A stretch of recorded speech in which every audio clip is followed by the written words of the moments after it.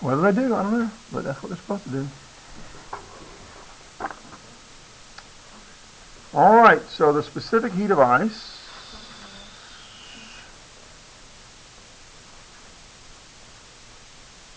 is 2.05 kilojoules per kilogram per Kelvin. Enthalpy of fusion for changing ice to liquid, so delta H fusion is 334 kilojoules per kilogram.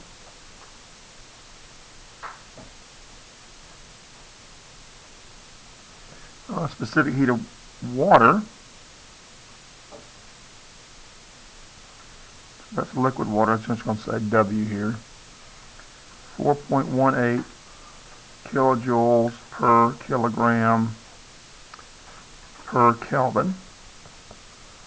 Need to know the energy total. Let's see, temperature change is from negative 10.0 degrees to 20 degrees.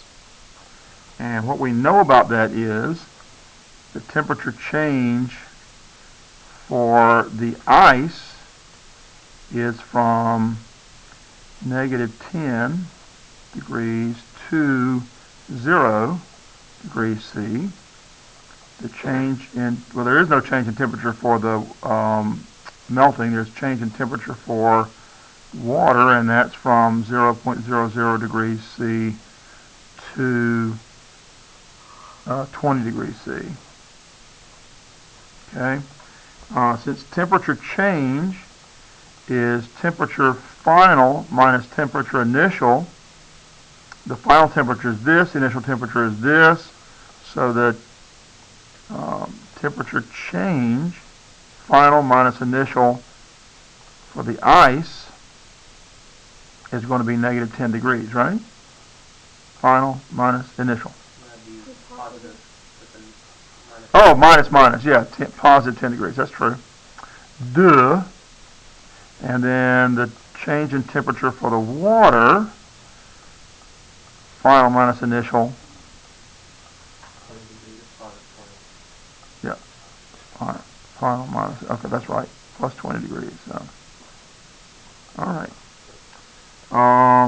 So the energy that's, let's see, so our Q total is the sum of the energy change for the ice is the energy plus the energy change for that fusion. We call it fusion, but of course it also applies to melting, plus the energy change for just the water.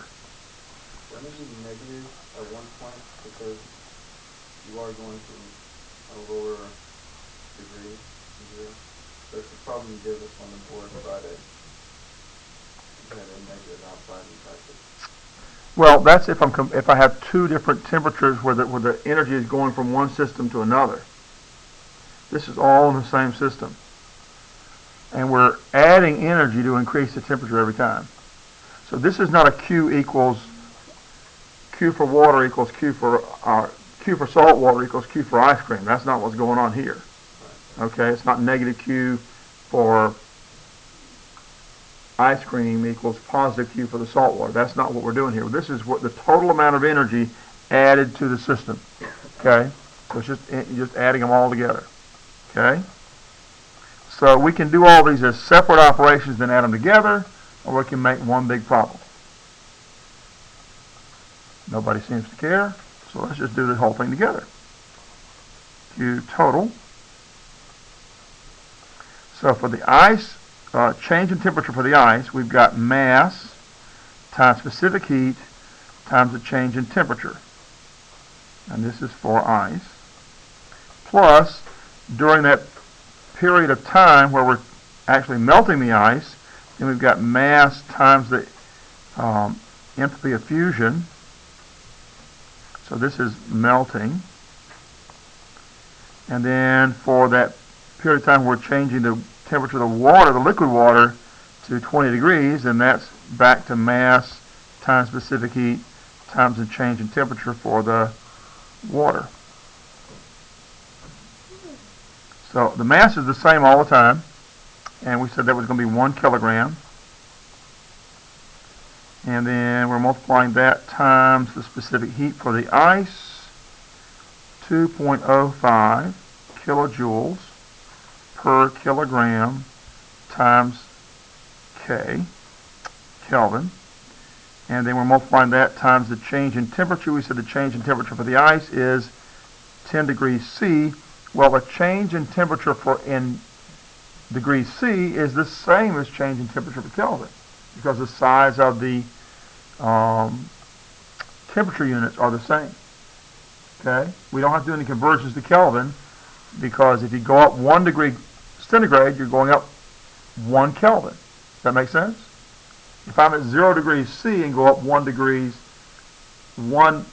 C, that's 1 degree C, right? But if I'm at 0 degrees C, that's 273 Kelvin. I go up 1, that's 274 Kelvin. So the size of the temperature unit is the same. So if we're going up 10 degrees C, that's also 10 K. I'm just saving you some time. Does that make sense? What's the matter?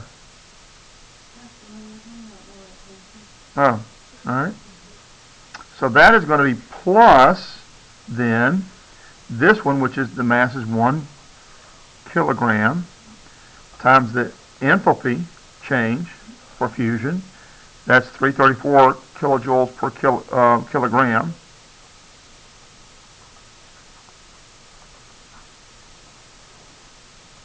And we're adding that to the water temperature change. It's 1 kilogram rather, over 1.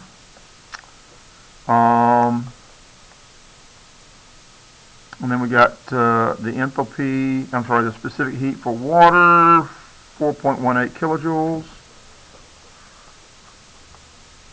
over kilograms times Kelvin. And we're changing it 20 degrees K. Everybody okay with all that? All right. Now we can just do the math. Let's see. We cancel. Where is my small marker?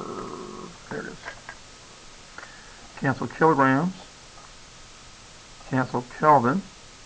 Cancel kilograms.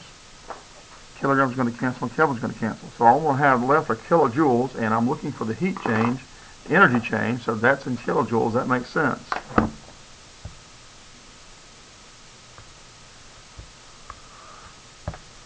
Don't start that.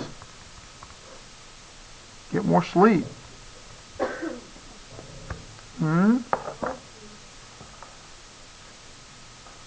So we've got 20.5 kilojoules for the ice, plus 334 kilojoules for the melting,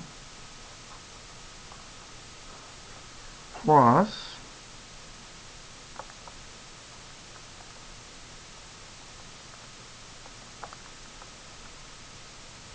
83.6 kilojoules for the water. So 20.5 plus 334 plus 83.6, 438.1. I need to round off that last digit because I've got an empty slot here when I put them together vertically. So that's kilojoules. I'm going to round it off to 438 kilojoules total. Okay? I gave you the wrong mass. Did you use kilojoules or did you use kilograms or did you use grams? Okay. I need to. Did you give yours to somebody else? Let me have that and look at it, because I'm sure he's going to get a different answer because I gave him 1 gram instead of 1 kilogram when he asked about it.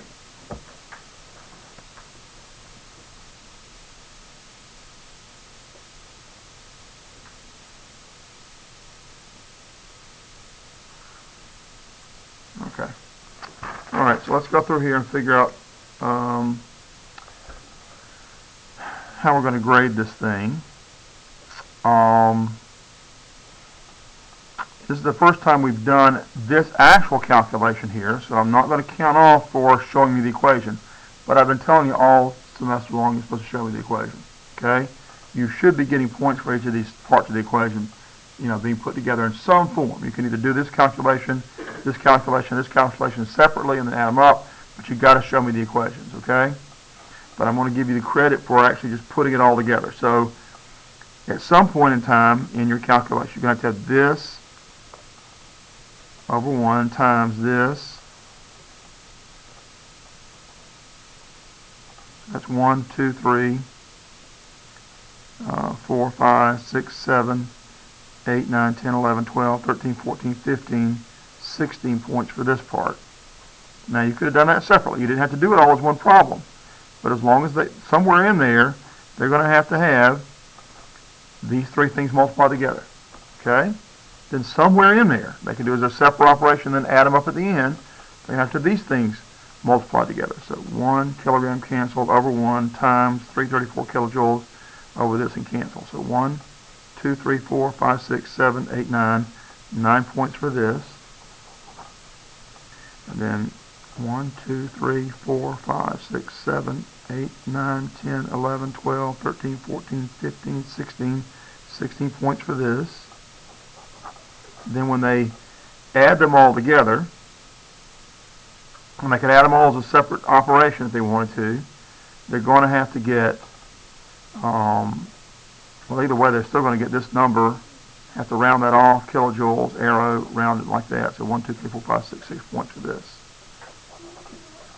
Sure, I'm sorry.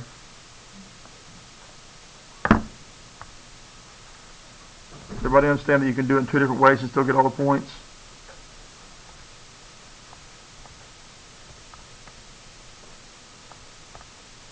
So I've got a total of 47 points. Is that what you guys got? Okay.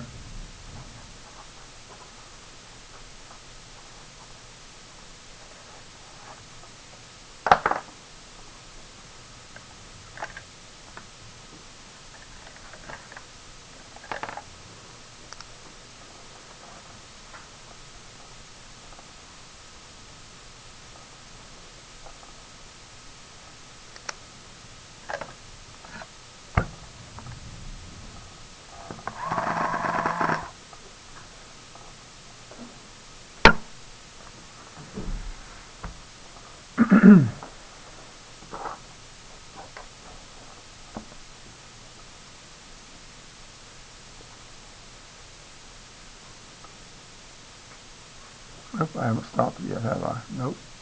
Capture